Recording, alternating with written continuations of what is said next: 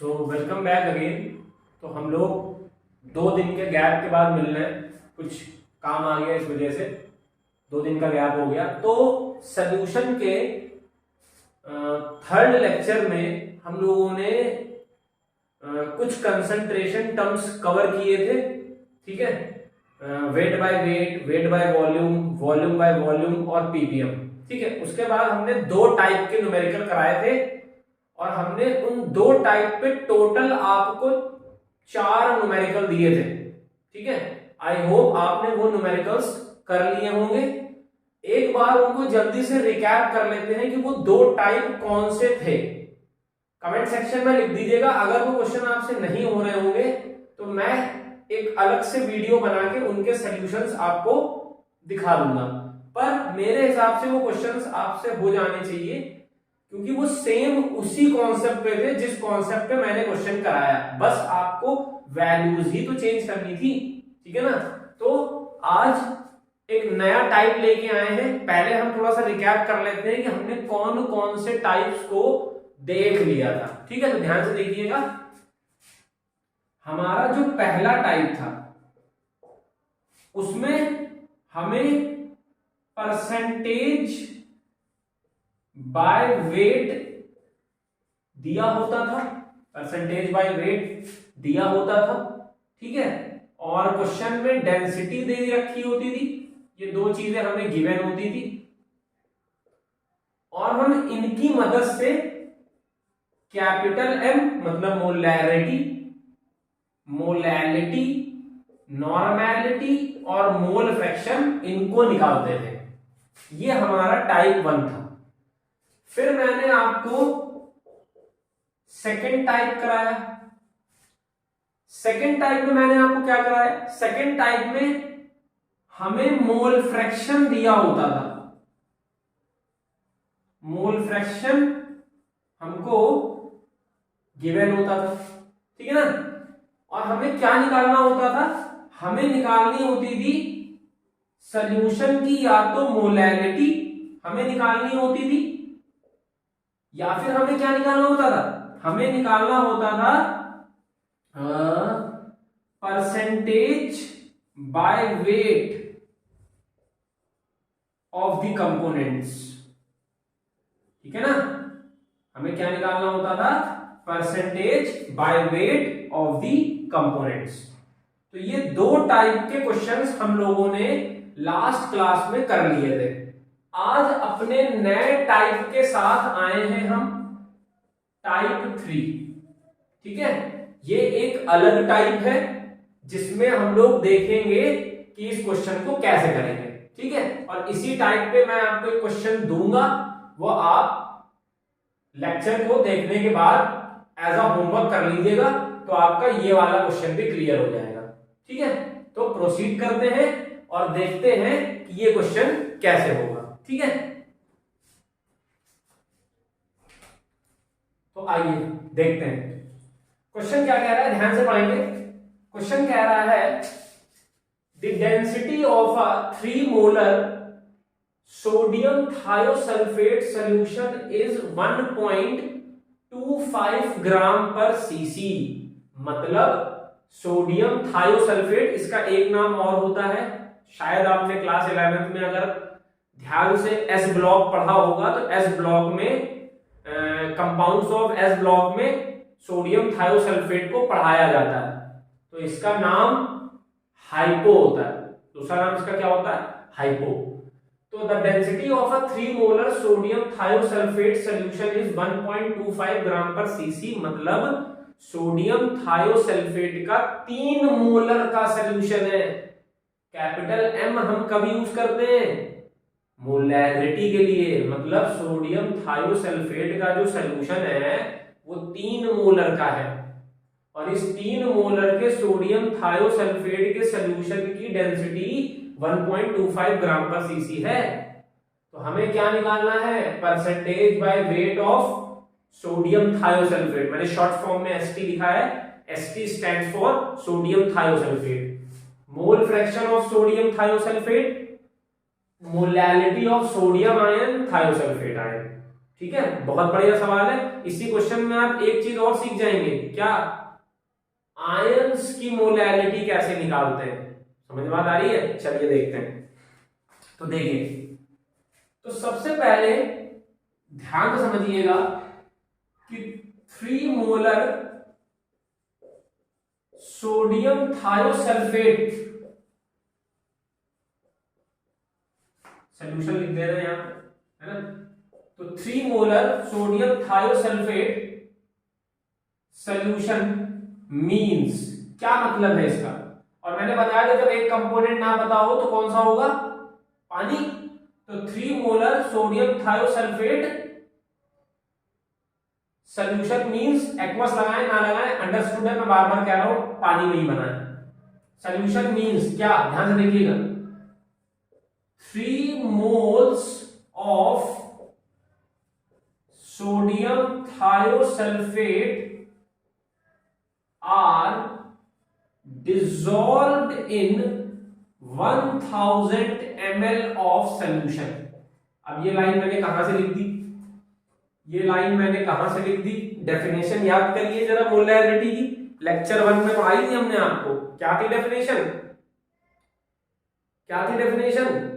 Amount of moles of solute dissolved in 1000 ml of solution. देख लो, तो 3 molar solution का मतलब क्या हुआ? 3 मोल सोडियम थायोसल्फेट के 1000 ml के सॉल्यूशन में डिसॉल्व किए गए हैं। डेफिनेशन से आ गया कि नहीं आ गया? तो अब याद कर लीजिए, जब भी किसी क्वेश्चन में आपको मोलैरिटी दी हो, आपको यही लाइन लिख के क्वेश्चन को करना है। ठीक, अब अगली बात, अब समझिएगा, अब हमें सबसे पहले निकालना क्या है। हम लास्ट लेक्चर में मैंने आपको सिखाया था कि सबसे पहले ये लिखिए आपको निकालना क्या है। तो मान लीजिए मैं इसमें सबसे पहले मोलैरिटी निकालना चाहता हूं। वैसे तो तीनों पार्ट में कुछ भी कर सकते हैं, पर मैं सबसे पहले मोलैरिटी निकाल रहा हूं। तो पार्ट नंबर 3 लिख रहा हूं मैं निकालूंगा मोलैरिटी, और मैं मोलैरिटी ऑफ सोल्यूशन निकालूंगा पहले। और सोल्यूशन किसका है? सोल्यूशन किसका है? सोडियम थायोसल्फेट का। सोल्यूशन किसका है? सोडियम थायोसल्फेट का। चलिए, अब मोलैरिटी के लिए क्या क्या चाहिए? Molarity is equal to given weight of solute into 1000 upon molecular weight of solute into solvent. ठीक, अब देखो, ना तो मेरे पास सोल्यूट का गिवन वेट है और ना तो मेरे पास सॉल्वेंट का गिवन वेट है, मेरे पास कुछ नहीं है। तो मुझे ये दोनों निकालने हैं। अच्छा, एक चीज और ध्यान रखिएगा, ये जो ये है, ये W upon M dash, W upon M dash, इसी को तो मोल्स कहते हैं, इसी को मोल्स भी कहते हैं। तो यहां मैं साइड में चीज लिख रहा हूं, N is equal to W upon M dash moles. तो मैं यहां पर तो डायरेक्ट 3 रख सकता हूं, है ना। W अपॉन M डैश को क्या बोलते हैं? मोल्स। तो मैं डायरेक्ट यहां पे 3 रख सकता हूं। ठीक है, बात समझ आ रही नहीं आ रही? पर मेरे को अभी सॉल्वेंट नहीं पता, सॉल्वेंट नहीं पता, सॉल्वेंट कैसे निकालेंगे? देखो, density is equal to mass upon volume होता है। Density is equal to mass upon volume होता है। डेंसिटी कितनी है? 1.25। वॉल्यूम कितना है? 1000 ml। और मैंने क्या बताया था लास्ट लेक्चर में? ये फॉर्मूला हमेशा किस पे लगता है? सॉल्यूशन में, सॉल्यूशन में। ठीक है, तो सॉल्यूशन की डेंसिटी, सॉल्यूशन का वॉल्यूम, यहां से क्या आ जाएगा? M क्या है? M क्या है? Mass of solution, mass of solution. Multiply कर लीजिए, 1250 ग्राम, ये मास ऑफ सॉल्यूशन आ गया। अब प्रॉब्लम क्या है? मुझे तो चाहिए सॉल्वेंट, ये तो पूरे मास ऑफ सॉल्यूशन का है, तो सॉल्वेंट कैसे निकलेगा? ध्यान से देखो, N is equal to W upon M dash होता है। N is equal to W upon M dash होता है। ये फॉर्मूला कब लगेगा? ये फॉर्मूला कब लगेगा? ये फॉर्मूला सॉल्यूट पे लगेगा, ध्यान रखना। कितना रख देंगे? M रख देंगे यहां पे 3। मोल्स कितना रख देंगे? सॉल्यूट के 3। मॉलिक्यूलर वेट अब सोडियम थायोसल्फेट का मॉलिक्यूलर वेट निकाल लीजिए। ये फॉर्मूला याद रखिएगा, सल्यूट पे लगता है। जब भी आप मोलैलिटी या मोलैरिटी निकाल रहे हो याद रखिएगा ये फॉर्मूला हमेशा सल्यूट पे लगता है। ठीक है, अब ध्यान सुनिएगा। तो मुझे निकालना है molecular weight of sodium thiosulphate. यहां पे देख लीजिए,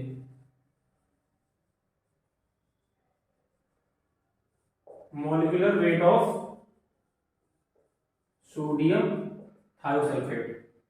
तो 2 इंटू 23 और 2 into 32, 2 into 23 plus 2 into 33, 32 into 3 into 16।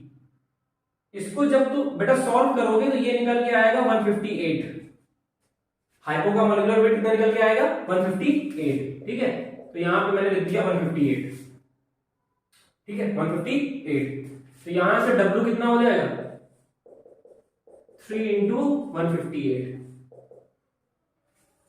तो यहां से हमारा क्या आ जाएगा? Given weight of solute. इसको सॉल्व करेंगे।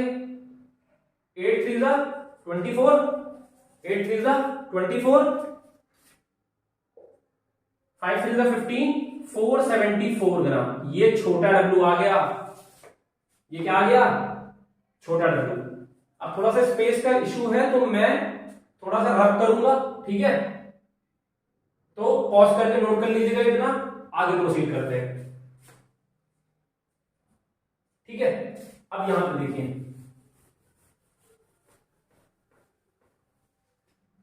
अब सॉल्यूशन क्या होता है? Given weight solute plus solvent, solute plus solvent. तो सॉल्यूशन कितना है? 1250 ग्राम। सल्यूट कितना है? 474 ग्राम। सॉल्वेंट आ जाएगा, सॉल्वेंट कितना आएगा? सब्ट्रैक्ट करके देखिए, सब्ट्रैक्ट करके देखिए। तो 10 में से 4 जाएगा 6, 14 में से 7 जाएगा 7, 11 में से 7 जाएगा 7, 776 ग्राम। सॉल्वेंट कितना हो जाएगा? 776 ग्राम। ये मेरा सॉल्वेंट हो जाएगा 776 ग्राम। ठीक है, अब देखो, अब देखो सॉल्वेंट आ गया। अब देखो सब कुछ पता चल गया।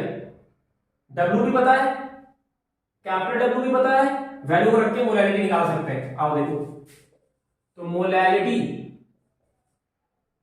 W into 1000 upon M dash into capital W। अभी मैंने बोला था यहां पर चाहे डायरेक्ट 3 मोल्स रख दो और चाहे गिवन वेट आया था कितना? गिवन वेट कितना आया था? 474 अपॉन मॉलिक्यूलर वेट 158, तब भी तो 3 आएगा, तब भी तो 3 आएगा। नहीं समझे? चलो हटाओ। 474 into 1000 upon upon molecular wait 158, solvent कितना? 776। इसको सॉल्व करो कितना आएगा? देखो 3। देखो यही तो मैं बोल रहा था कि W और M रख के देख लो 3 आएगा। ठीक है, अब यहां कितना हो गया? 3000 अपॉन 776। ठीक है, अब इसको जब सॉल्व करोगे तो कितना आएगा? इसको सॉल्व करो कितना आएगा? इसको सॉल्व करने पे आएगा 3.36 M। चेक कर लेते हैं इसको एक बार। ठीक है,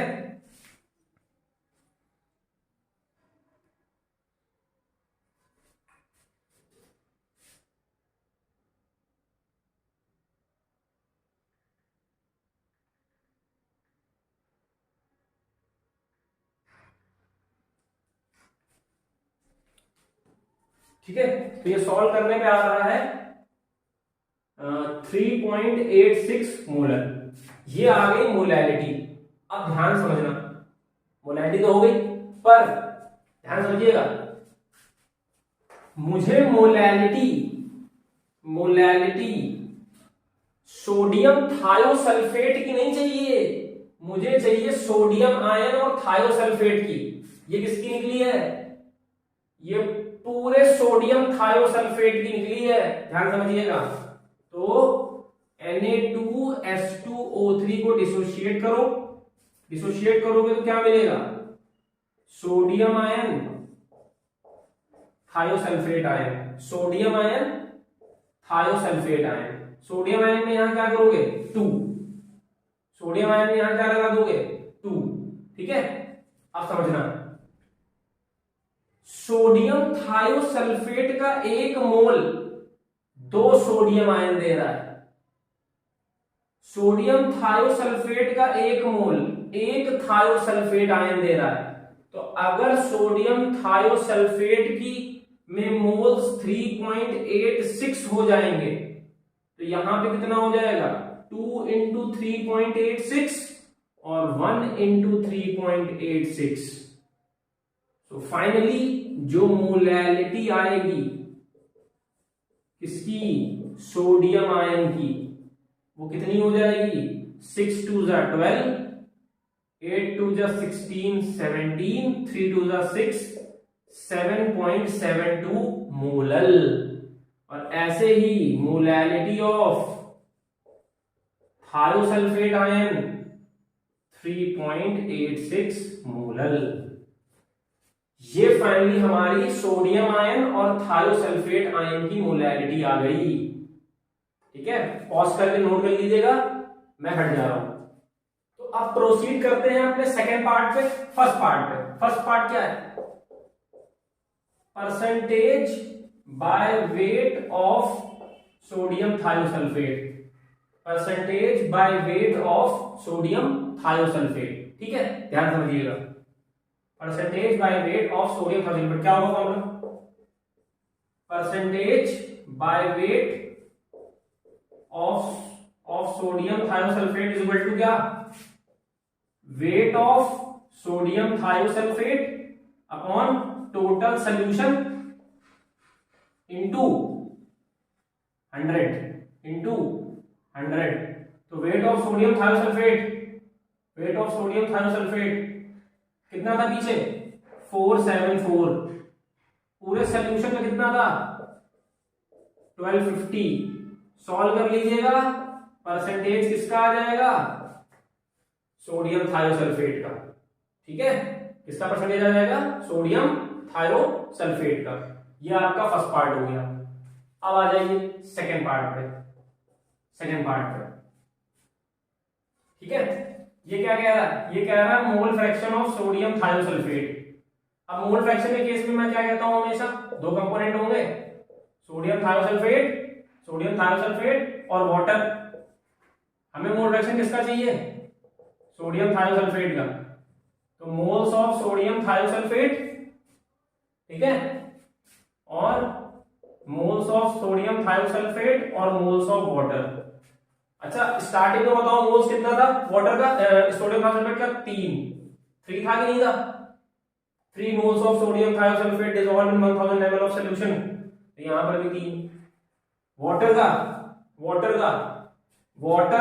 गिवन वो सॉल्वेंट कितना था, सॉल्वेंट था 776 अपॉन में क्या, इसका मॉलिक्यूलर वेट। सॉल्व कर लीजिएगा, यहां से क्या आ जाएगा, सोडियम थायोसल्फेट का मोल फ्रैक्शन। ये कुछ बहुत ही बढ़िया क्वालिटी के सवाल है, ठीक है। बात समझ में आ रही कि नहीं आ रही है, वो आपको फील करा रहे हैं अंदर ही अंदर हम कि कैसे चीजों को टेढ़ा मेढ़ा ले जाते हुए एकदम ट्रैक पे ले आए, ताकि आप क्वेश्चंस को सही से कर पाए। दिया क्या है आप निकाल के आ रहे हो, तो percentage by weight of sodium thiosulphate निकल आया और मोल फ्रैक्शन निकल आया, ठीक है। पॉज करके नोट कर लीजिए, बढ़ते हैं नेक्स्ट क्वेश्चन की तरफ। तो देखिए सेम मैंने उसी टाइप का एक क्वेश्चन लिख दिया है। Molarity of H2SO4 is 0.8। पिछले क्वेश्चन में सोडियम थायोसल्फेट की मोलैरिटी 3 मोलर दे रखी थी, अब H2SO4 का सॉल्यूशन है, इसकी मोलैरिटी 0.8 है। डेंसिटी क्वेश्चन में 1.06 ग्राम पर सीसी है।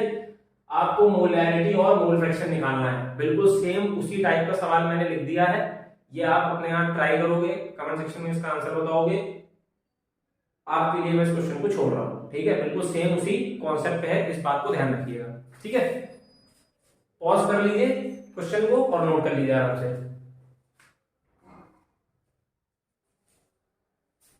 तो देखिए हमारा टाइप 4 क्या है।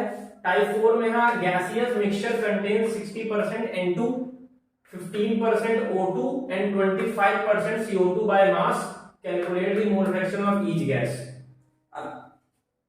आप लोगों को लग रहा होगा कि ये मैंने टाइप 4 को इतना इजी क्यों ले लिया है, अभी तक तो बढ़िया बढ़िया टाइप चल रहे थे, अभी एकदम से इतना इजी क्यों हो गया। तो इस क्वेश्चन को मेरा लिखने का प्रोपेगेंडा या मोटो ये है कि यहां पर 3 कंपोनेंट है, इसलिए मैंने इस क्वेश्चन को लिखा है। अभी तक हमने कोई भी क्वेश्चन ऐसा नहीं लिखा है जिसमें 3 कंपोनेंट हो, तो कभी कभी टफ करने के चक्कर में इजी क्वेश्चन हमसे नहीं हो पाते हैं, तो हमें इजी भी करने हैं और टफ भी करने हैं। मतलब वो एक्सपेक्टेड क्वेश्चंस मैं ब्लैक बोर्ड पे लिख रहा हूं जो आपको आपके एग्जाम में देखने को मिलेंगे, ठीक है।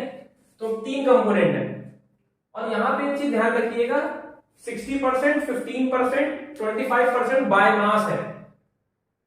तो बाय मास का मतलब हमें ये पता है अगर परसेंटेज लगा है तो जो टोटल मास ऑफ सॉल्यूशन होगा वो 100 ग्राम का होगा, 100 ग्राम का होगा। अब 60% N2 बाय मास का मतलब क्या होगा कि 60 ग्राम N2 है कितने में, 100 ग्राम में। ऐसे ही 15% O2 बाय मास है 15 ग्राम O2, और लास्ट है तुम्हारा 25% CO2 by mass means 25 gram CO2। और चेक कर लीजिएगा ये 100 होना चाहिए टोटल, ये जो टोटल है ये 100 होना चाहिए। अगर 100 नहीं है तो इट मींस यहां पर कुछ गलती है, या तो क्वेश्चन में मिस्टेक या आपके टोटल करने में मिस्टेक, ठीक। आप समझिए, सबसे पहले आपको निकालना है मोल फ्रैक्शन ऑफ N2। तो N2 के मोल फ्रैक्शन के लिए ऊपर क्या करेंगे, N2 के मोल्स रखेंगे, नीचे N2 के रखेंगे, O2 के रखेंगे और CO2 के रखेंगे।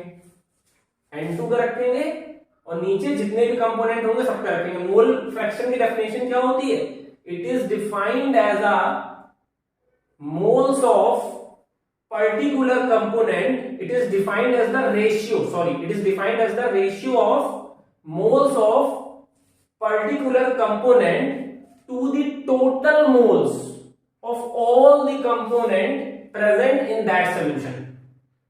मतलब मोल फ्रैक्शन एक रेशियो है किसका, जिस कंपोनेंट के मोल फ्रैक्शन की बात कर रहे होंगे उसके मोल्स का, अपॉन में उस सॉल्यूशन में जितने भी कंपोनेंट्स प्रेजेंट होंगे उन सारे कंपोनेंट्स के मोल का सम। यही देखो यहां पे लिखा है, देख लो, ठीक है। अब हमारे पास N2 के भी मोल्स नहीं है, O2 के भी मोल्स नहीं है, CO2 के मोल्स भी नहीं है, यहां पे इसीलिए मैंने स्पेस छोड़ा है। तो N2 के मोल्स कैसे निकालोगे, given weight upon molecular wait. तो 60 अपॉन मॉलिक्यूलर वेट N2 का कितना होगा 28। ऐसे ही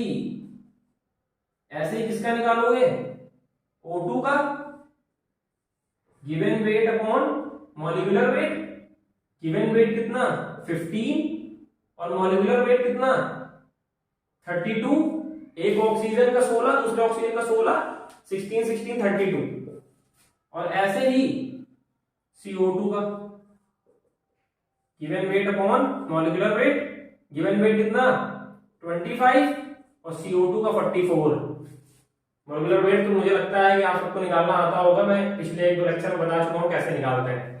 CO2 का 44। अब सबके मोल्स आ गए कि नहीं आ गए, इन्हीं को सब्स्टिट्यूट कर दीजिए। यहां पे क्या रखेंगे 60 अपॉन 28, तो 60 अपॉन 28 एक बार और लिख दीजिए। फिर कौन सा लिखेंगे 15 अपॉन 32, एक और कौन सा लिखेंगे 25 अपॉन 44, 25 अपॉन 44। इसको सॉल्व कर लोगे, इसको सॉल्व करने पर क्या आ जाएगा xN2, कैलकुलेशन कर लीजिएगा, आपके पास तो गैजेट है ही है। O2 का देखो, O2 में क्या करोगे, NO2 के ऊपर रखोगे, बाकी नीचे किसके रख दोगे, तीनों के फिर से रख दोगे, वैल्यूज पुट कर लीजिएगा। ऐसे ही CO2 में क्या होगा, CO2 के ऊपर रखेंगे और नीचे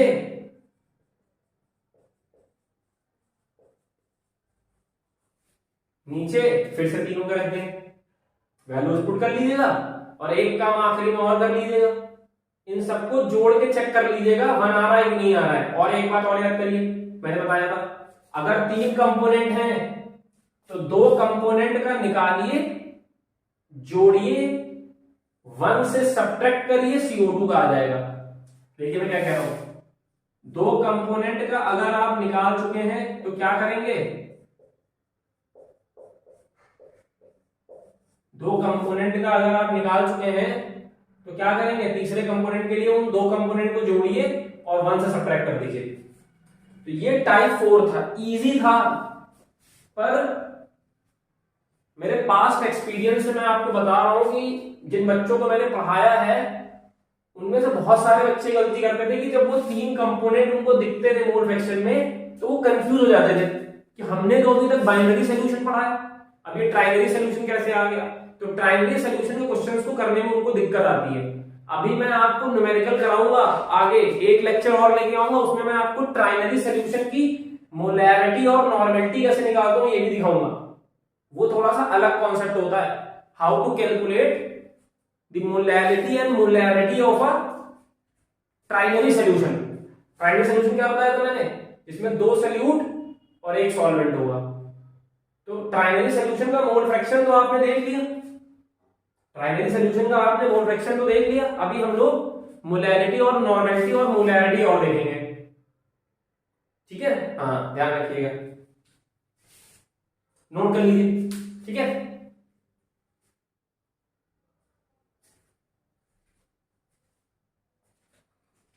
अब देखिए मैंने टाइप 4 पे एक क्वेश्चन लिख दिया है, calculate the mole fraction of each component in this solution containing 12 gram water, 108 gram acetic acid and 92 gram ethanol. अब मेरी बात सुनना, इसमें कुछ बच्चे कंफ्यूज होंगे, वो यहां पर भी चेक करेंगे 100 है कि नहीं है। टोटल 100 तब चेक करना है जब हर कंपोनेंट में परसेंटेज लगा हो और आगे लिखा हो बाय मास, तब आपको चेक करना है कि 100 ग्राम हुआ कि नहीं हुआ। अगर परसेंटेज पहले से नहीं लगा है तो आपको चेक करने की जरूरत नहीं है। क्वेश्चन में सिर्फ गिवन वेट देखिए, आपको दिया है, सबका मॉलिक्यूलर वेट निकाल लीजिएगा। इथेनॉल का फॉर्मूला मैं लिख दे रहा हूं C2H5OH, सबका मोलर मास या मॉलिक्यूलर वेट निकाल लीजिएगा। फिर क्या करेंगे, तीनों के मोल्स निकाल लेंगे, फिर तीनों का क्या निकालेंगे, मोल फ्रैक्शन। पूरा अप्रोच आपको लास्ट क्वेश्चन की तरह रखना है, ठीक है। तो ये भी आप अपने आप करेंगे। ये सब क्वेश्चंस मैंने कहीं ना कहीं देखे हैं, कहां पे, इंटरनल एग्जाम्स में, first comparative, second comparative, pre board, ये वहां मैंने देखे हुए क्वेश्चंस हैं। समझ बात आ रही कि नहीं आ रही, इसीलिए मैं आपको क्वेश्चंस ब्लैक बोर्ड पे लिख रहा हूं, करिएगा, आंसर कमेंट सेक्शन में बताइएगा, ठीक है। पॉज करके नोट कर लीजिए।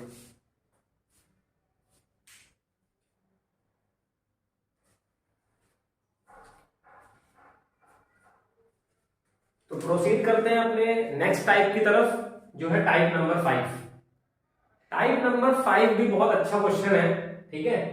पूछा तो कम जाता है पर बच्चे इसमें बड़ा कंफ्यूज रहते हैं, ध्यान समझिएगा। क्वेश्चन क्या कह रहा है, how much water should be added to 60 ml of 5 normal HCl to make it normal solution. मतलब क्या है, इसको बहुत ध्यान समझिएगा। मान लीजिए मेरे पास एक कंटेनर है, इस कंटेनर में HCl भरा हुआ है, HCl भरा हुआ है, ठीक है। इस HCl की नॉर्मेलिटी 5 नॉर्मल है,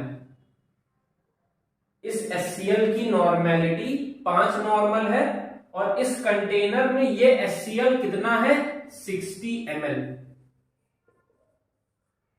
बहुत ध्यान सुनिएगा मैं क्या कह रहा हूँ, बहुत ध्यान सुनिएगा।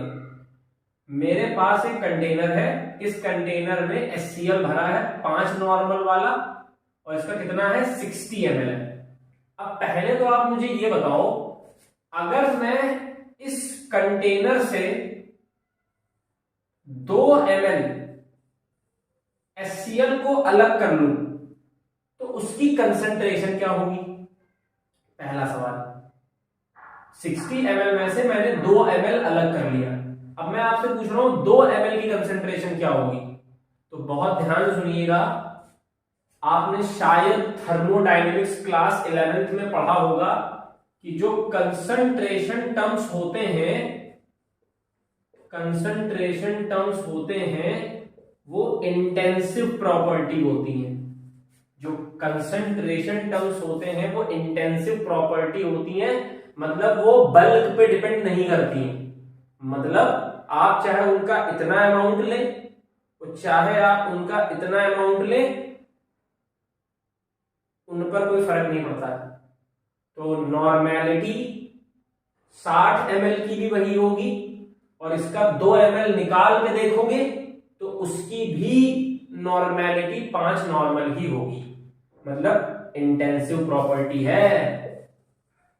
ये बात पहले समझ में आई। अब आगे सुनो क्या कह रहा है क्वेश्चन। क्या कह रहा है क्वेश्चन? कह रहा है कि 5 नॉर्मल 60 ml ऑफ HCl में कितना पानी ऐड करें, कितना पानी ऐड करें कि x ml वाटर ऐड करें कि जो नया सॉल्यूशन बने, जो नया सॉल्यूशन बने, और ध्यान सुनिएगा, जो नया सॉल्यूशन बने इसकी कंसंट्रेशन कितनी हो जाए? नॉर्मल। नॉर्मल क्या है? ये भी तो 5 नॉर्मल था, खाली नॉर्मल का मतलब है 1 नॉर्मल हो जाए। 60 ml 5 नॉर्मल में कितना पानी ऊपर से ऐड करें कि ये 1 नॉर्मल हो जाए? अब मेरी अगली बात सुनिएगा। अभी तो सर आपने कहा था कि 60 ml में देखो चाहे उसके 2 ml में देखो, कंसंट्रेशन जो इंटेंसिव प्रॉपर्टी चेंज नहीं होती है। अरे तो अभी तो पानी ऐड कर दिया ना, पानी तो ऐड कर दिया वाटर ऊपर से, ऐड करोगे कोई चीज तब तो उसकी कंसंट्रेशन बदलेगी। देखो फॉर्मूला क्या कहता है नॉर्मेलिटी का,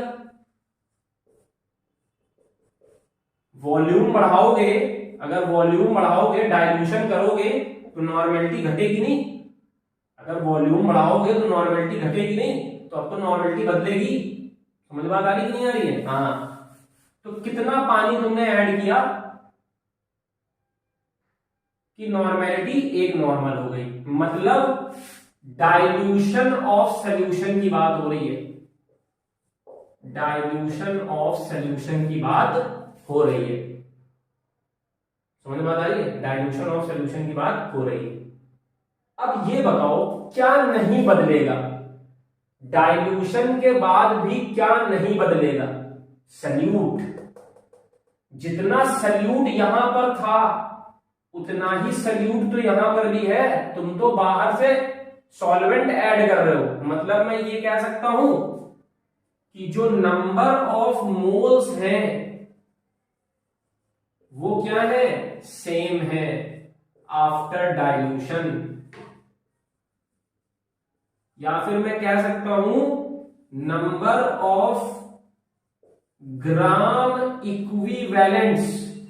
देखो मोलैरिटी के अप्रोच से ये सेम होगा, नॉर्मेलिटी के अप्रोच से ये सेम होगा। ठीक, मतलब मैं ये कह सकता हूं N1 N2 के बराबर होगा। ये बिफोर डाइल्यूशन है, बहुत ध्यान से देखिएगा, और ये आफ्टर डाइल्यूशन है। मोल्स दोनों तरफ सेम है, N1 बराबर N2। अब देखो मोलैरिटी क्या होती है? Moles upon volume, moles upon volume. पहले मैंने फॉर्मूला ये लिखा था फर्स्ट लेक्चर में। अब यहां से अगर मैं n की वैल्यू निकालूं तो क्या होगा? mv होगा कि नहीं होगा? तो मैंने यहां पे लिख दिया m1v1। इधर भी क्या लिख दिया, M2V2। ये फॉर्मूला ऐसे बनाया जाता है। तो सिमिलरली N1 सिमिलरली क्या होगा, N1V1 भी N2V2 के बराबर होगा।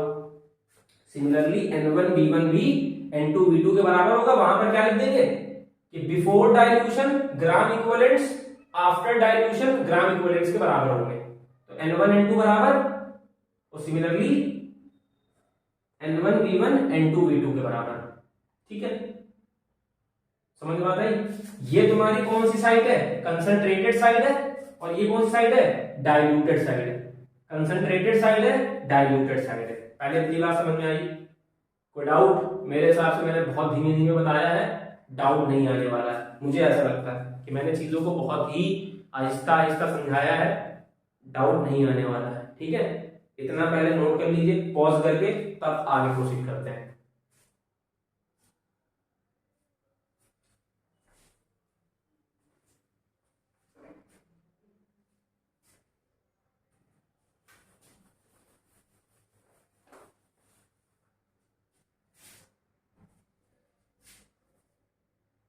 अब हम क्या करेंगे, क्वेश्चन पे वापस आएंगे।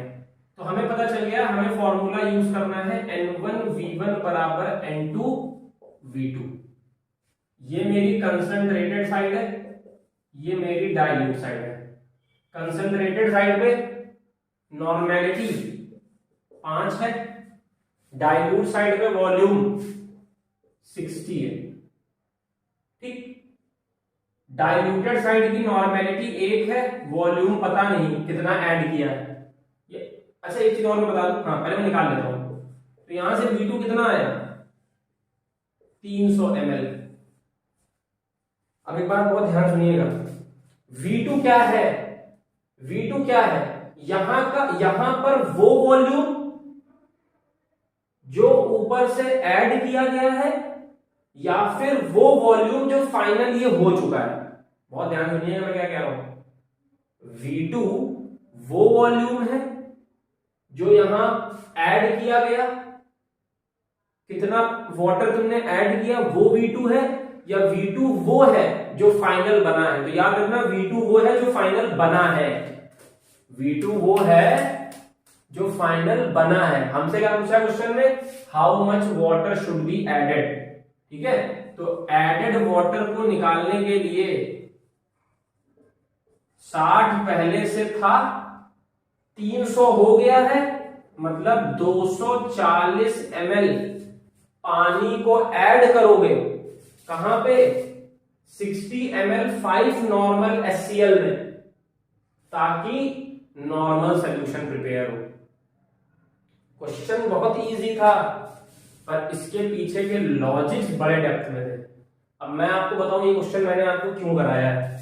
अगर ये क्वेश्चन MCQs में आ गया तो इसके ऑप्शन में ये भी होगा और इसके ऑप्शन में ये भी होगा, तुम पेपर में हो जाओगे कंफ्यूज। तो क्वेश्चन को बहुत कायदे से पढ़ना। तुमसे पूछ रहा है कि डाइल्यूशन के बाद फाइनल सॉल्यूशन कितना है, या फिर कितना पानी ऐड किया है। फिर सुन लो मेरी बात, डाइल्यूशन के बाद कितना पानी ऐड किया है ये पूछ रहा है, कि डाइल्यूशन के बाद सॉल्यूशन का फाइनल वॉल्यूम क्या है ये पूछ रहा है। अगर डाइल्यूशन के बाद फाइनल वॉल्यूम पूछ रहा है तब तो ये है, और अगर डाइल्यूशन के बाद तुमसे कितना वाटर ऐड किया है ये पूछ रहा है तो ये है।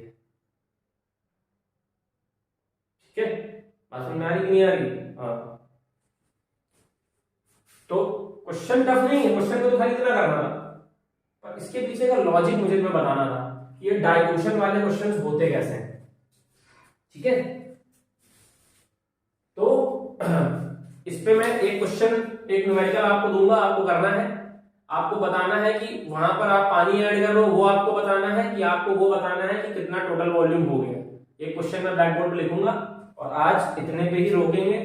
नेक्स्ट टाइम पे जो नया लेक्चर लेके आएंगे उसमें हम बात करेंगे ऑस्मोटिक राउल्स लॉ पे। ठीक है, या फिर एक लेक्चर और बना देंगे थोड़े से और अच्छे अच्छे क्वेश्चंस के, है ना, टाइप 6 टाइप 7 पे भी है। वैसे तो मैंने मेरे हिसाब से ठीक ठीक अच्छे अच्छे क्वेश्चन कवर कर लिए हैं जो 12th लेवल पे आपसे पूछ सकता है। बाकी कंसंट्रेशन टर्म से बहुत ज्यादा न्यूमेरिकल नहीं पूछेगा क्योंकि ये क्लास 11th का पार्ट है, ठीक है। यहाँ पर क्वेश्चन किससे आएगा, राउल्स लॉ से आएगा, कॉलिगेटिव प्रॉपर्टी से आएगा, वॉन हॉफ फैक्टर से आएगा सोल्यूशन में, लेकिन उनके अंदर इनका यूज हो जाएगा। तो हम इनको क्यों पढ़ा रहे हैं, ताकि आप उनके अंदर इनको यूज कर सको, ठीक है। तो आज इतना ही रखते हैं।